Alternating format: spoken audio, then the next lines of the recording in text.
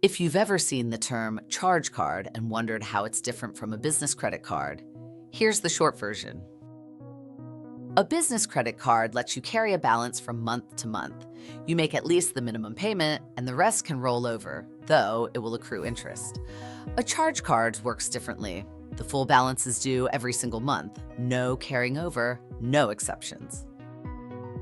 Charge cards often don't have a preset spending limit, which sounds like a perk. But here's the catch. If your revenue is unpredictable, that full bill still comes due at the end of the month.